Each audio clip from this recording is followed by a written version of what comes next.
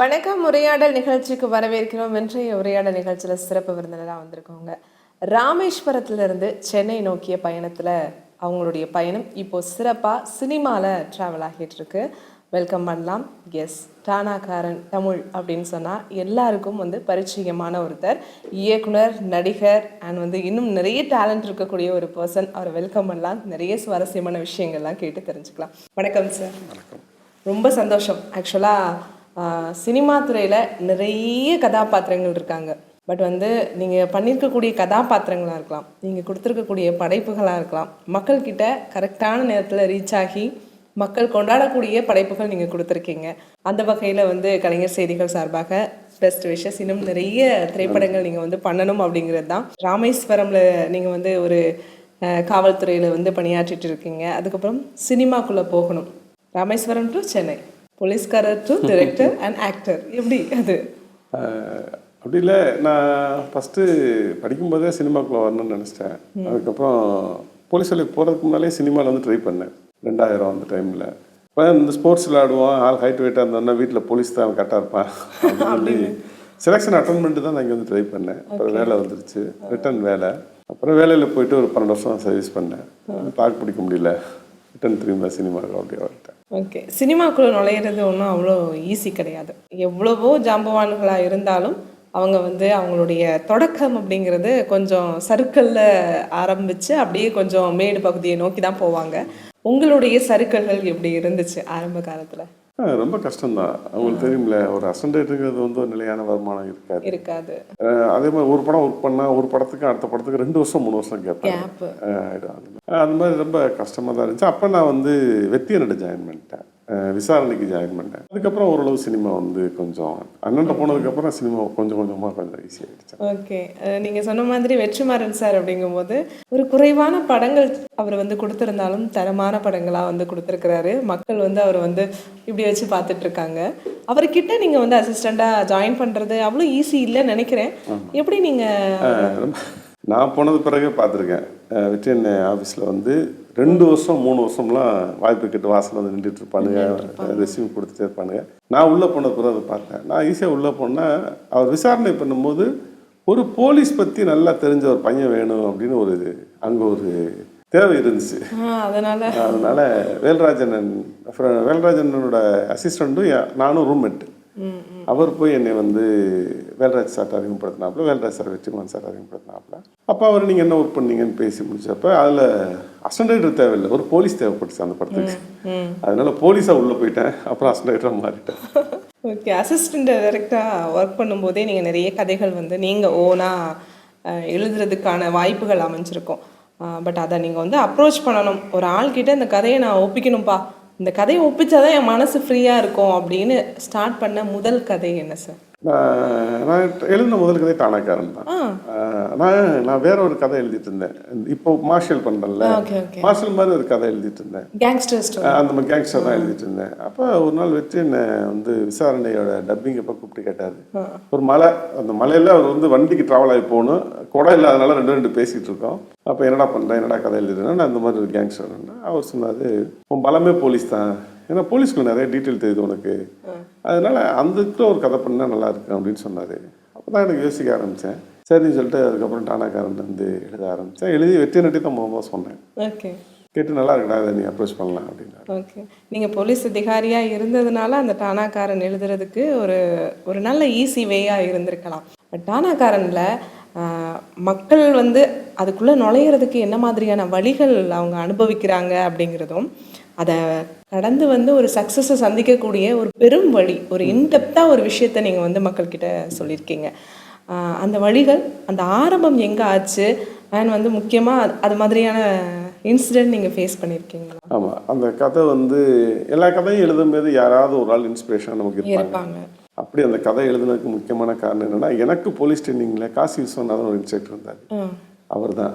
ஏன்னா அவர் என்னென்னா ஒரு பயங்கரமாக, நீங்கள் அந்த படம் பார்த்துருப்பீங்க இல்லை, அவ்வளோ இருப்பார். அவர் கூட ட்ரைனிங் பண்ணும்போது வலியாக இருக்கும், ஒரு இரவு கூட தூங்கவே முடியாது, அவ்வளோ டார்ச்சராக இருக்கும், இதாக இருக்கும். ஆனால் அந்த முடிச்சுட்டு வெளியில் வந்ததுக்கப்புறம் நாங்கள் அவரை பற்றி பேசிக்கிட்டே இருந்தோம். எங்கள் நண்பர்கள்லாம் சந்திக்கும் போது அவெல்லாம் நான் அதுக்கப்புறம் 10 வருஷம் கழிச்சிருச்சு, ட்ரைனிங் முடிச்சு 10 வருஷம் ஆச்சு. என் ஃப்ரெண்டு எல்லா இடத்துலையும் இருக்காங்க, சிபிசிஐடி, எஸ்பிசிஐடி, கியூ பிரான்ச்சில் இருக்கானுங்க. அதே மாதிரி பெரிய பெரிய இன்னைக்கு எஸ்ஏ ஆகிட்டான், ஒரு இடத்துல இன்ஸ்பெக்டராக இருக்கான். ஆனால் நாங்கள்லாம் சந்திச்சோம்னா எங்கள் ட்ரைனிங் லைஃப்பை பற்றி தான் பேசுவோம். குறிப்பாக காசி விஸ்வநாதன் எங்களை வந்து டாப் பண்ணட்டேன், இப்படி டப் பண்ணார் அப்படி பண்ணாருன்னு அன்னைக்கு எங்களுக்கு டார்ச்சர் இருந்தது. அப்போ நகைச்சுவையாக இருந்துச்சு. அது சொல்லி சொல்லி சிரிச்சுக்கிடுவோம். அப்போ தான் எனக்கு தோணுச்சு இந்த கதை எழுதுனா எப்படி இருக்கும் அப்படின்ட்டு. அந்த கதையை நான் காசி விஸ்வநாதன் தான் ஆரம்பித்தேன். கதைகளில் நிறைய இடங்களில் நிறைய நல்ல விஷயங்களும் வந்து சொல்லியிருக்கீங்க.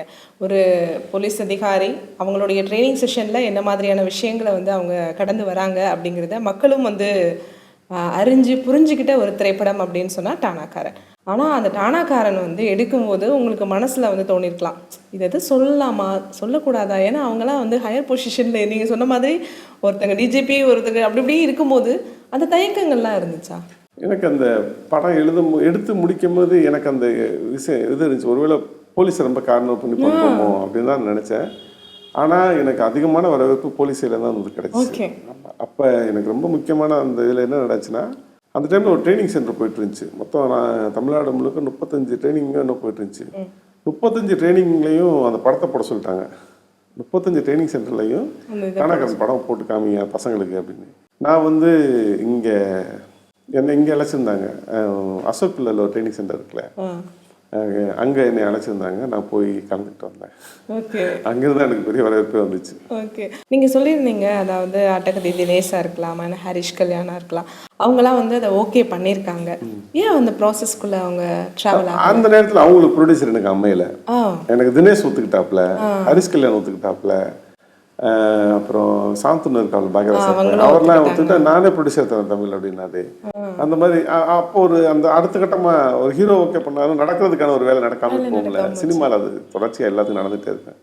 அப்படியே எனக்கு மாறி மாறி மாறி ஒன்று ஹீரோ கிடைச்சா ப்ரொடியூசர் இல்லை, ப்ரொடியூசர் கிடைச்சா ஹீரோ கரெக்டாக செட் ஆகலை, அப்படியே போயிட்டு இருந்துச்சு. அப்போ தான் எனக்கு வந்து ட்ரீம் வாரியர்ஸ் வந்து கதையை கேட்டு ஓகே அப்படின்னாங்க. அவங்களே தான் விக்ரம் பிரபு சாரை சஜஸ்ட் பண்ணாங்க. அப்புறம் நான் சார்ட்ட போய் கதை சொன்னேன், சார் ஓகேன்னு சொன்னார் படம்.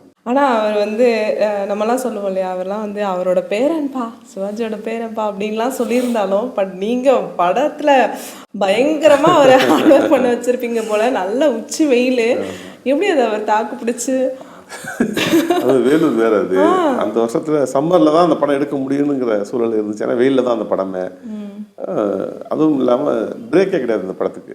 கண்டினியூவா 51 நாள் பண்ணோம், கண்டினியூவா பண்ணோம், ஒரு நாளோட பிரேக் இல்லை. அதை விட என்னன்னா எல்லா நாளும் அவர் இருந்தே ஆகணும். ஏன்னா அவரை சுற்றி தான் கதையா எவ்ரி சீன் அவர் இருப்பாரு. அதனால ரொம்ப கஷ்டப்பட்டாரு. ஒரு டைம்ல எங்கிட்ட பேசுறதே நிறுத்திட்டார். 46 நாள் போல எங்கிட்ட பேசவே மாட்டாரு. நான் போய் அசோசியேட் சொல்லுவேன், அசோசியேட் போய் அவர்கிட்ட சொல்லுவாரு, அவர் வந்து ஓகே அப்படின்னு வந்துடுவாரு. அதுக்கப்புறம் படம் முடிச்சதுக்கப்புறம் தான் 2 பேரும் பயங்கர ஃப்ரெண்ட் ஆனோம். ஓகே ஓகே, அது செட் அமைகிறதுங்கிறது அந்த லொக்கேஷன் ரொம்ப முக்கியமான விஷயம். ஆமாம், அது ஒரு ஸ்கூலோட இருக்கிற லொக்கேஷனு. எங்களுக்கு லீவ் வந்து 50 நாள் தான். ஸோ முடிச்சாகணும். விட்டுட்டு வந்துட்டோம்னா அந்த கிரவுண்டை கொடுத்துட்டோம்னா அது செட்டெல்லாம் பிரிச்சுருவாங்க. அதனால டே நைட் வேற பண்ணோம். நைட்டும் ஷூட்டிங் போகும், காலையிலையும் ஷூட்டிங். ஏன்னா எங்களுக்கு அந்த டேஸுக்குள்ளே முடிச்சே ஆகணுங்கிற கட்டாயம். கரெக்டாக பரிச்சை லீவு முடியும் போது உள்ளே போயிட்டோம். நாங்கள் வெளியில் வர்றோம், பசங்க உள்ளே வராங்க. அப்படியான நெருக்கடியில் அந்த படம் எடுத்ததுனால ரொம்ப ஸ்பீடாக பண்ணோம். ஓகே, டானாக்காரனில் ஒரு இன்டெப்த்தான ஒரு சீன் அப்படின்னு சொன்னால் யோசிக்க வச்ச ஒரு சீன் அப்படின்னு கூட சொல்லலாம். அதாவது மேலே வந்து எம்எஸ் பாஸ்கர் சார் வந்து குடிச்சிட்டு உட்காந்துட்டு இருப்பாரு. அங்கே இருக்கக்கூடியவங்களுக்கு வந்து அவர் ஒன்று சொல்லுவார், ஒரு பில்டிங் மேலே இருந்துட்டு, அந்த மரத்தை பாரு, அங்கே ஏன் அவன் நின்றுட்டு இருக்கான் தெரியுமா அப்படிங்கிறதுக்கான ஒரு ரீசன் வச்சுருந்தீங்க. அது அந்த கதை அது தேவைப்பட்டுச்சா இல்லை அதை வைக்கணும் கண்டிப்பாக வச்சே ஆகணும், அதில் ஒரு விஷயம் நம்ம சொல்லணும் கண்டிப்பாக அப்படிங்கிறது? அதில் என்னன்னா அவர் கடைசியில் என்ன இல்லைன்னா இதான் போலீஸ் அப்படின்பாரு. நீ என்ன பேசினாலும் என்ன பண்ணாலும் அங்கே இருக்கிற யாருக்குமே காதே கேட்காது. ஸோ உங்களை நீங்கள் காப்பாற்றிக்கங்க அப்படிங்கிறதுக்கு ஒரு அங்கே நடந்த சம்பவத்தையே சொல்லுவார் அவர் காரணமாக. அது உண்மையிலே மணிமுத்தாரில் நடந்தது தான். அதுதான் எடுத்து நான் காவலாளி இருந்தது, அது நடந்தது தான், அதை தான் நான் எடுத்து உள்ள வச்சிருந்தேன். ஓகே, அப்படியே பார்த்தா அதே மாதிரி ஒரு பேட்டர்ன் சிறைக்குள்ளே ஜம்ப் ஆகிறோம் நம்ம இப்போ. சிறை வந்து தியேட்டரில் மட்டும் இல்லை, ஆடியன்ஸ் எல்லாருக்கும் பயங்கரமாக டக்கு டக்குன்னு கனெக்ட் ஆகிடுச்சு.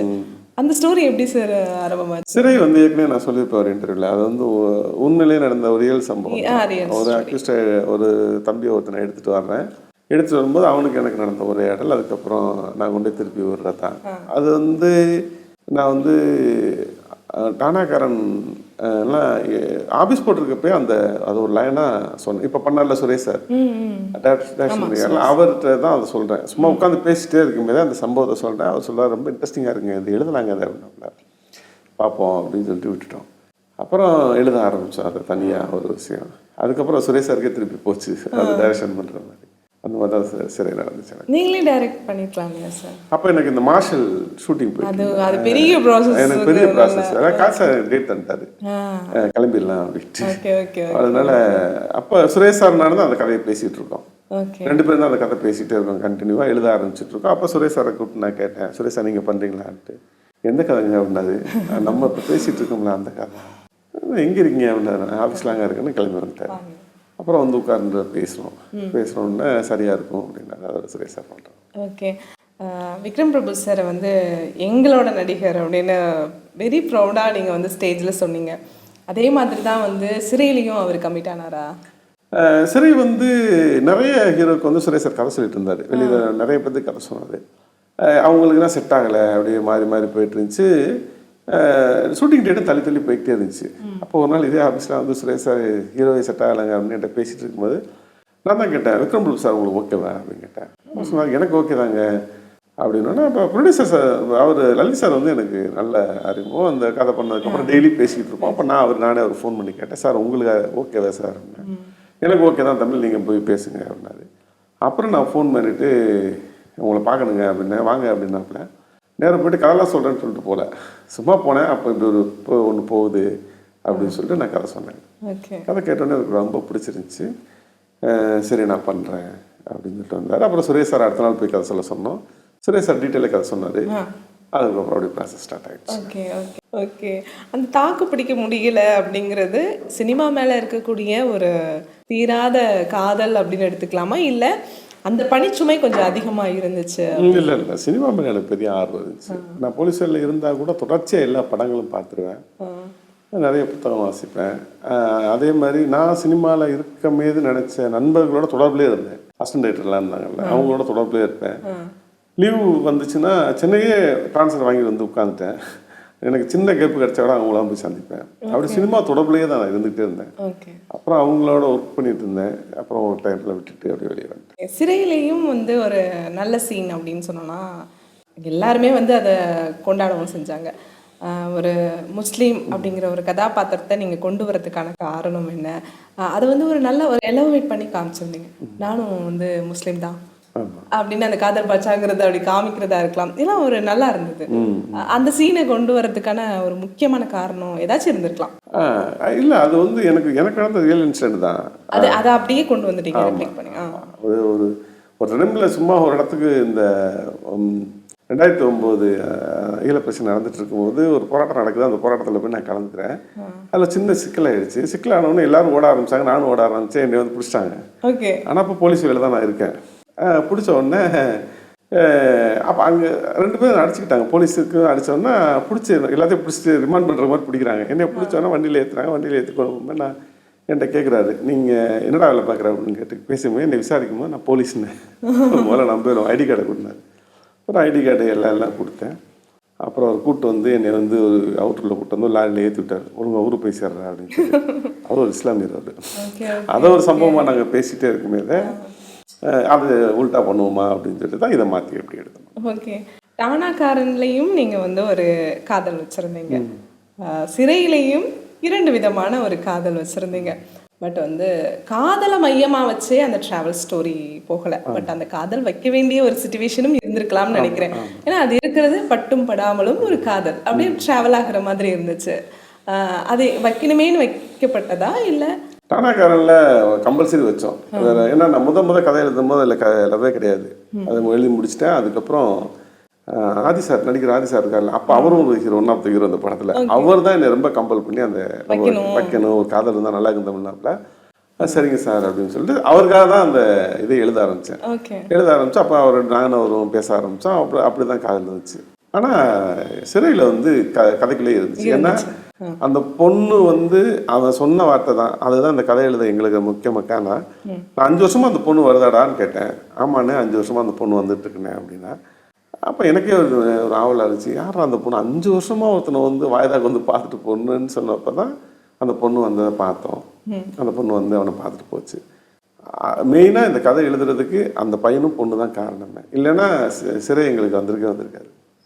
ரொம்ப சுவாரஸ்யமாக இருக்குது. அந்த திரைப்படம் வந்து வெளியாகும் போதும் சரி, அது வந்து ஓடிடியில் வந்து பயங்கர பிளாஸ்ட் ஆகும்போதும் சரி, ஒரு டிபேட்டுக்கு உள்ளாச்சு.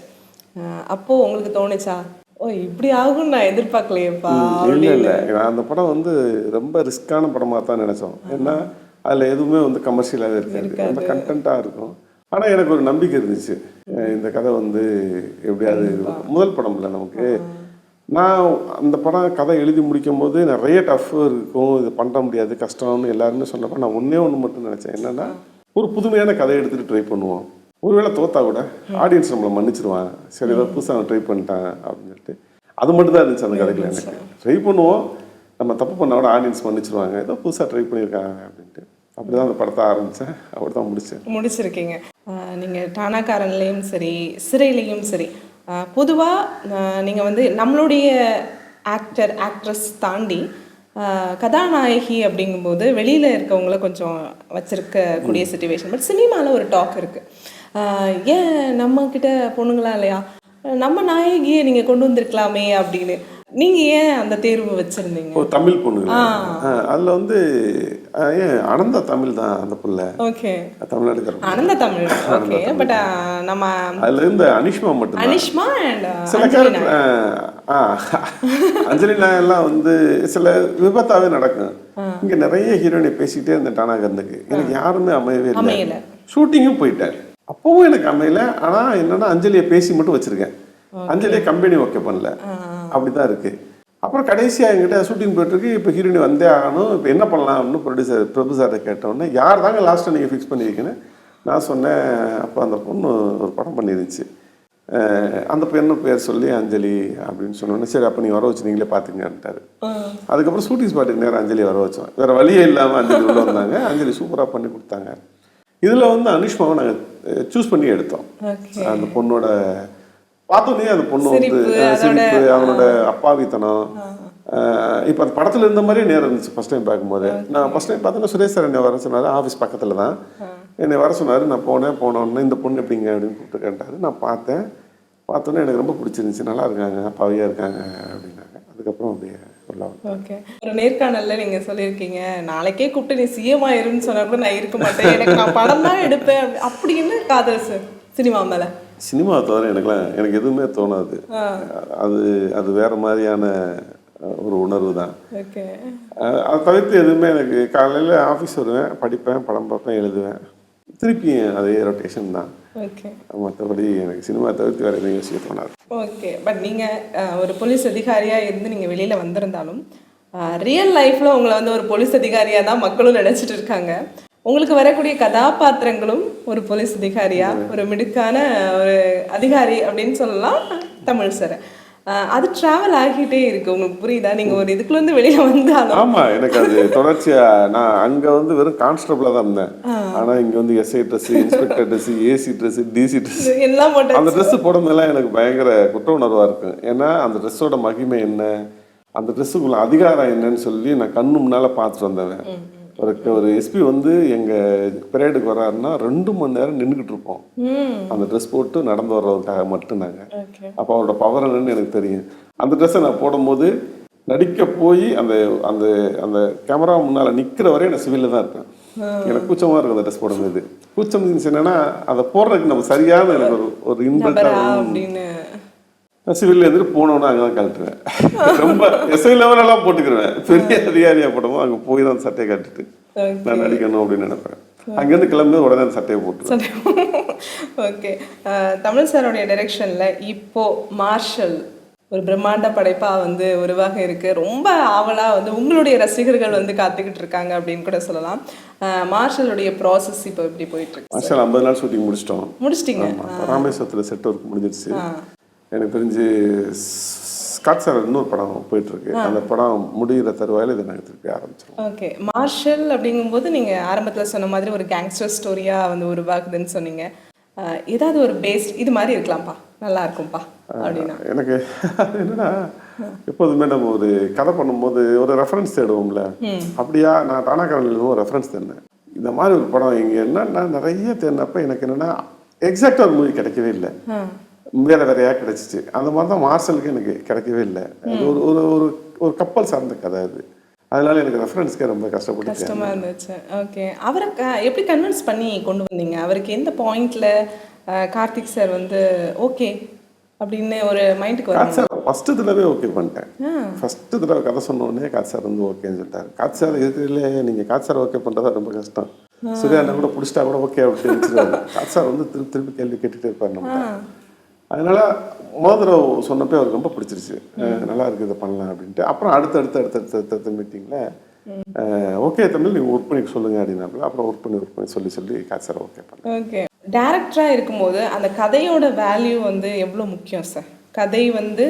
கதை தான் ஒரு படத்தோட வெற்றியை தீர்மானிக்குது அப்படின்னு சொல்லலாம். அதுக்கப்புறம் தான் ஆர்டிஸ்ட், மியூசிக் டைரக்டர் அப்படின்னு போகும்.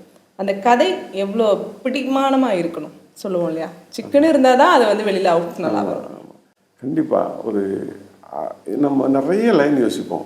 இன்னைக்கு காலையில் கூட நான் யோசிச்சுட்டு இருந்தேன், நிறைய லைன் யோசிப்போம். ஆனால் நம்ம கதையாக பண்ணுறதுக்கு ஒன்று தேவைப்படும். அது இருந்தால் மட்டும்தான் நம்ம கதை பண்ணவே தோணும். நீங்கள் கதை மட்டும் ரொம்ப சிறப்பாக எழுதிட்டோம்னா ஷூட் பண்ணுறதுல அப்படி இப்படி இருந்தால் கூட அந்த படம் வந்து தப்பிச்சு வெளியே வந்துடும், ஓகே அப்படின்னு போயிடும். அதனால் கதை ரொம்ப முக்கியம். அதை விட அந்த கதைக்கை விட நம்ம களம் ரொம்ப முக்கியம்.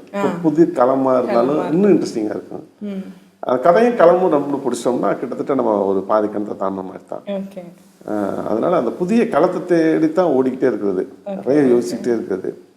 அது மாட்டிட்டா அதுக்குள்ளே ஒர்க் பண்ணி எடுத்துக்கலாம். இப்போ நான் ஒரு கதை திடீர்னு ஒரு கதை எழுதிட்டே இருக்கும்போதே என் ஃப்ரெண்டுகிட்ட போய் நான் பேசிகிட்டு இருந்தேன் சிவகாசியிலேருந்து. அவன் ஒரு ஸ்பெஷல் டீம் இருந்தான்.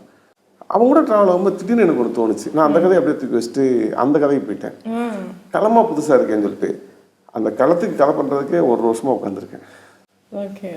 அதுதான் அதுக்குள்ள ஸ்பெஷலாக ஏதோ இருக்கு அப்படின்ட்டு தேட ஆரம்பிச்சிருது. ஆஸ் அ டைரக்டராக இருக்கும்போது மக்களோட பல்ஸை வந்து தெரிஞ்சுக்கணும். இப்போது இவங்க இந்த மாதிரியான படங்கள் தான் ரொம்ப ரசிக்கிறாங்க அப்படின்னு. அதுக்கு தகுந்த மாதிரி தான் நம்மளுடைய கதையும் வந்து மாற்றி அமைக்க முடியும். அப்படி பார்க்கும்போது சில நேரம் வந்து அது ஓல்டாகவும் மாறிடலாம். நீங்கள் ஒரு ஸ்டோரியை 2 வருஷம் ட்ராவல் பண்ணிக்கிட்டே இருக்கணும். பட் அந்த ஸ்டோரி வந்து இப்போ கொண்டு போனால் ரசிகர்கள் ஆதரிப்பாங்களா அப்படிங்கிற ஒரு டவுட்டும் இருக்கும். சம்டைம்ஸ் வந்து ஜென்சி பீப்புள் இருக்காங்க அப்படி இப்படிங்கும்போது அது சரியாக ரீச் ஆகணும். அப்படிங்கும்போது நிறைய வேலைகள் கதையில் இருக்கும் இல்லையா? இல்லை, எனக்கு வந்து இப்படி தனியாக எனக்கு ஆடியன்ஸ் எப்போ தயாராவாங்கன்னா நான் அப்படி யோசிக்கிறது இல்லை. நான் வந்து எனக்கு இந்த ஜென்சி வந்து இது பார்ப்பாங்க இது பார்க்க மாட்டாங்கன்னு நிறைய இந்த டிஸ்கஷன் எப்போ சொல்லுவாங்க. அது எல்லாத்தையும் நான் ஏற்றுக்கவே மாட்டேன். ஏன்னா இங்கே நடக்கிற எல்லா பிரச்சனைகளுமே ஜென்சிட்டியில் தான் ஆரம்பிக்குது. அதனால அவங்க பெரிய சமூக பற்றோட பெரிய ஆர்வத்தோட இதுதான் இருக்காங்க. அதனால நம்ம சரியாக பண்ணால் மட்டும் போதும், அவங்கள ஆச்சரியப்படுத்தினா மட்டும் போதும் அப்படின்னு நினைப்பேன். அதனால இந்த பேட்டர்ன் ஆஃப் கதை இப்போ வரணும் அப்படின்னு அதுலலாம் எனக்கு உடன்பாடு இல்லை. நல்ல கதை எழுதணும், ரொம்ப ஸ்ட்ராங்காக எழுதணும், அதுக்குள்ளே ஒரு விறுவிறுப்பான ஸ்க்ரீன் பிளே இருக்கணும், அப்படி மட்டும் தான் நான் நினைப்பேன். அந்த டைம் அதுக்கு தான் ஒர்க் பண்ணுவேன். ரியல் ஸ்டோரி வந்து மக்கள்கிட்ட நல்லா பயங்கரமாக ரீச் ஆகிடுது. ஒருத்தருடைய வழியை சொல்கிறோம் அப்படின்னா கூட அது நல்லா ஒரு ரீச் ஆகுது. அப்படி நிறைய விஷயங்கள் இருக்கும் உங்களுடைய லைஃப்லேயும். நிறைய விஷயங்களை நீங்கள் கடந்து வந்திருக்கலாம். பட் சமூகத்துக்கு இந்த மாதிரி விஷயங்கள் நானும் சொல்ல ஆசைப்பட்றேன். என்னோடய சினிமா மூலமாக சில சேஞ்சஸ் நடந்தால் நல்லாயிருக்கும் அப்படிங்கிற தாட்லாம் இருக்கா சார்? கண்டிப்பாக. எனக்கு வந்து எப்போதும் இந்த லெஃப்ட் மூமெண்ட்டில் கதை சொல்ல பிடிக்கும். எனக்கு ஒடுக்கப்பட்ட மக்களோட நின்று கதை சொல்கிறது எனக்கு பிடிக்கும். அப்புறம் இந்த நாட்டில் இருக்கிற சிறுபான்மைய மக்கள் பற்றி கதை சொல்கிறது எனக்கு பிடிக்கும். ஒருவேளை அவங்கள பற்றி கதை சொல்ல முடியாமல் கமர்ஷியலாக சொல்லிட்டா கூட அவங்களுக்கு எதிரான படம் சொல்லிடக்கூடாதுன்னு நம்ம கவனமாக இருப்பேன். அவங்களுக்கு எதிராக கருத்து சொல்லிடக்கூடாது, ஒரு வார்த்தை கூட பயன்படுத்திடக்கூடாதுங்கிறதுல நான் ரொம்ப கவனமாக இருப்பேன். அதுதான் என்னோடது. ஓகே. சினிமா மூலமாக நிறைய இயக்குனர்கள் வந்து இப்போது அவங்களுடைய வழியாக இருக்கலாம், அவங்க சமூகம் சந்தித்த ரொம்ப நல்ல நிறைய விஷயங்கள் மற்ற மக்களும் தெரிஞ்சுக்கணும் அப்படிங்கிறதுல தீர்க்கமாக இருக்காங்க. அப்படி நீங்கள் ஏதாவது கதைகள் வச்சுருக்கீங்களா? நாங்கள் எதிர்பார்க்கலாமா? இல்லை, அப்படிலாம் இல்லை. நம்ம எழுதிட்டே போயிட்டே இருக்கும்போது நமக்கு தோணும்ல இது சரியாக இருக்கும், இது தப்பாக இருக்கும். அப்படி தான் நான் எழுதுவேன். அப்படி ஒரு கதைன்னு சொல்லி தரேன். நான் எதுவும் பிளான் பண்ணவே இல்லை, இதுவே இல்லை. எனக்கு அப்படியே போகிற அந்த வேலை ஏதாவது ஒன்று பிடிக்கிறது தான். படம் பார்க்கும்போது ஒன்று தோணும், படிக்கும்போது ஒன்று தோணும், அதை எடுத்துட்டு அது ரொம்ப ஸ்ட்ராங்கான கண்டென்ட்டாக இருந்தது. முதல்ல எனக்கு எடுத்து ஒர்க் பண்ணும்போது எனக்கு ரொம்ப நல்லா இருக்குன்னு தோணும். ஒர்க் பண்ண அப்புறம் ஐயோ ஒன்றும் இல்லையே அப்படி தூக்கி போடுவோம். அப்புறம் ஒன்று பிடிப்போம், ரொம்ப ஸ்ட்ராங்காக ஒன்று பிடிக்க கிடைக்கும்போது தான் அதில் ட்ராவல் பண்ணிடுவோன்னு முழு மூச்சா ட்ராவல் பண்ணுவோம். ஓகே. நீங்கள் காதல் கதையும் வந்து எடுக்கலாம் அப்படின்னு நினைக்கிறேன். ஏன்னா நீங்கள் இதில் வந்து சிங்கிள் லேயர் தான் போகுது, அதுலேயும் லேயர் இருக்குது. பட் அந்த காதல் வந்து வா இப்படியும் காட்டலாமா அப்படின்னு இருக்கு. பயங்கரமாக ரீல்ஸாக வந்து போணுச்சு அப்படின்னு சொன்னால் சிறையும் தானாக்காரனும் அந்த காதல் வந்து பயங்கரமாக பூஸ்ட் ஆச்சு. ஏன் சார் ஒரு காதல் கதை எடுக்க? உண்மையிலேயே எனக்கு எழுத்துல காதல் வரவே வராது. ஆக்சுவலி அந்த படத்தோட லவ் எழுதுனதும் சுரேஷ் சார் தான். நான் எழுதல, அவர் தான் எழுதினாரு. நான் வந்து அந்த ஏரியா மட்டும் தான் பேசணும். அப்புறம் அவர் எழுதி முடிச்சதுக்கப்புறம் எனக்கு கொடுத்தப்பறம் நான் படித்தப்ப எனக்கு ரொம்ப பிடிச்சிருச்சு. ஆக்சுவலி காதல் படம் பார்க்குறதுல அந்த நாவல் படிக்கிறதுல நான் ரொம்ப இன்ட்ரெஸ்டாக இருப்பேன். இப்போ ஒரு கதை எழுதுறேன்ல, அந்த கதையில் எப்போதுமே ஃப்ளாட்டாக மேட்ரு மட்டும் தான் நான் எழுதிட்டே இருப்பேன். என் கூட வர நண்பர்கள்லாம் திருப்பி திருப்பி என்கிட்ட கேட்டிருப்பாங்க, நீ எப்படா அந்த பொண்ணை கொண்டு வர போற அப்படின்னு சொல்லி. மாஸ்டரில் கூட எனக்கு அப்படிதான் நடந்துச்சு. கதையை எழுதி முடிச்சுட்டு அதுக்கப்புறம் தான் லவ் பற்றி எழுதினேன். அதுதான் எனக்கு அது அவையாவே இருப்பேன். அதில் எனக்கு தோணவே தோணாது, சரி பார்த்துக்கலாம் அப்படின்னு சொல்லி எவனா ஒரு ஐடியா சொல்லுவான், இந்த ஐடியா இருந்து உள்ள அந்த பொண்ணை கொண்டு வரலாம் அப்படின்ட்டு. அதுக்கப்புறம் தான் ஒர்க் பண்ணுவேன். எனக்கு லவ் வராது. உங்களுடைய கடின உழைப்பு உங்களை இன்னும் அடுத்த கட்டங்களுக்கு நகர்த்தி கொண்டு போகணும் அப்படிங்கிறதா என்னுடைய ஆசையும் கூட. உங்களுடைய டானாக்காரனாக இருக்கலாம், சிறையாக இருக்கலாம், இன்னும் வரக்கூடிய மார்ஷலாக இருக்கலாம், எல்லாமே வந்து வெற்றி அடையணும். இன்னும் நிறைய நல்ல கதாபாத்திரங்கள் எடுங்க. நாங்களும் வந்து ஆவலாக வெயிட் பண்ணுறோம். அடுத்தடுத்து வந்து ப்ரொமோஷனில் சந்திக்கணும் அப்படிங்கிறதா எங்களுடைய ஆசையும் கூட. ஒரு நல்ல கருத்து இளம் தலைமுறையினருக்கு, இளம் இயக்குனர்களுக்கு நான் ஒரு சில விஷயம் சொல்கிறேன். அதாவது ஊர்லேருந்து பேக்கை தூக்கிட்டு வந்துடுவாங்க, சென்னை வந்துட்டு நான் சினிமாக்குள்ளே போகிறேன்ப்பா அப்படிங்கிற இளைஞர்களுக்கு நீங்கள் என்ன சொல்கிறீங்க? இல்லை, இங்கே ஆசைக்கும் விருப்பத்துக்கும் நிறைய வித்தியாசம் இருக்குது. எல்லாத்துக்குமே ஒரு ஆசை இருக்கும். ஏன்னா சினிமாங்கிறது வந்து ஒரு புகழ் வெளிச்சம் தர்ற ஒரு இது. அதுக்காக அதை நோக்கி பசங்க வேகமாக வர்றது வந்து இயல்பானது தான். நான் உட்பட நான் வந்ததும் அப்படித்தான். ஆனால் உள்ளுக்குள்ளே வந்ததுக்கப்புறம் அதுக்காக எப்படி போராடுறோம், எப்படி உழைக்கிறோம் அப்படின்னு இருக்குல்ல. சினிமா வந்து எப்போதுமே விஞ்ஞானமும் அறிவியலும் கலந்தது தான். நீங்கள் அப்படி தான் சினிமாவை பார்க்கணும். அது உணர்வுபூர்வமான இது எல்லாத்தையும் நீங்கள் ஒன்றிணைக்கணும் ஒரு சினிமாக்குள்ளே, ஒரு கதைக்குள்ளே. அதெல்லாம் இழைக்கும் போது தான் அந்த கதையும் சக்ஸஸ்ஃபுல்லாக மாறும். இன்னொரு விஷயம்னா, இப்போ வந்து முதலெல்லாம் திரைப்படம் மட்டும்தான் பார்த்துட்டு இருப்பாங்க. இப்போ எனக்கு 2 நிமிஷம் போர் அடிச்சிச்சுன்னா எனக்கு செல்ஃபோன் இருக்குது. 24 மணி நேரம் எனக்கு டைம் பாஸ் பண்ணுறதுக்கு எனக்கு செல்ஃபோன் கையில் இருக்குது. நீங்கள் தியேட்டர்லேயே பார்க்கலாம். சின்னதாக போர் அடித்தாலும் செல்ஃபோன் தம்பி கையில் எடுத்துருவாங்க. அவனை செல்ஃபோன் கையில் எடுக்காமல் ஒருத்தருக்கு ஒர்க் பண்ணிக்கிட்டே இருக்கு நீங்கள். ஸோ படம் பார்க்கும்போது செல்ஃபோனை கையில் வச்சுருக்கணும், மைண்டில் வச்சுட்டு எழுதணும்னா சரியாக இருக்கும் அப்படின்னு நான் நினைப்பேன். அதனால் இன்றைக்கி சினிமாவில் வெற்றி பெறதுக்கு ஒரு கடுமையான உழைப்பு தேவைப்படுது. கண்டிப்பாக ரொம்ப கடுமையான உழைப்பு தேவைப்படுது. அதை செஞ்சால் யார் வேணாலும் சினிமாவில் வெற்றி பெறலாம். கண்டிப்பாக. சினிமானா என்ன சார் உங்களுடைய அத்தியாயத்தில்? ஏன்னா நீங்கள் நிறைய புத்தகங்கள் வந்து வாசிக்கிறீங்க, நானும் பார்க்குறேன். நிறைய விஷயங்களை தேடி தேடி கற்றுக்குறீங்க அப்படின்னு நினைக்கிறேன். சினிமானா என்ன சார்? சினிமா அப்படின்னு நீ தனியாக கேள்விக்கிட்டே என்ன சொல்ல. என்னை பொறுத்த சினிமாங்கிறது வந்து ஒரு என்ன சொல்கிறது, பவர்ஃபுல் மீடியான்னு சொல்லலாம். நிறைய உதாரணங்கள் நம்ம சொல்லிக்கிட்டே போகலாம். அது அது அது ஒரு சமூக மாற்றத்தை கொடுக்குமானா கண்டிப்பாக கொடுக்காது. அதில் நான் ரொம்ப நம்பிக்கை இருக்கேன். ஆனால் அது ஒரு டிபேட்டை உருவாக்கும், ஒரு கலந்துரையாடலை கண்டிப்பாக அந்த சமூகத்தில் உருவாக்கிக்கிட்டே இருக்கும். அது மாதிரி ஒரு அதில் நல்லது இருக்குது, கெட்டது இருக்குது. நம்ம எதை எடுத்துக்கிறத பொறுத்து இருக்குது. கண்டிப்பாக ரொம்ப ஸ்வீட்டாக சொன்னீங்க. இந்த உரையாடல் நிகழ்ச்சியில் நானும் நிறைய விஷயங்கள் கற்றுக்கிட்டேன். அதாவது சின்ன சின்ன விஷயங்கள் நம்ம லேர்ன் பண்ணுறதுக்கான விஷயங்கள் இருக்குது. சமூகம் சார்ந்து நிறைய திரைப்படங்கள் எடுப்பதற்கு வாழ்த்துக்கள். கலைஞர் செய்திகள் சார்பாகவும் என்னுடைய சார்பாகவும் பெஸ்ட் விஷஸ்.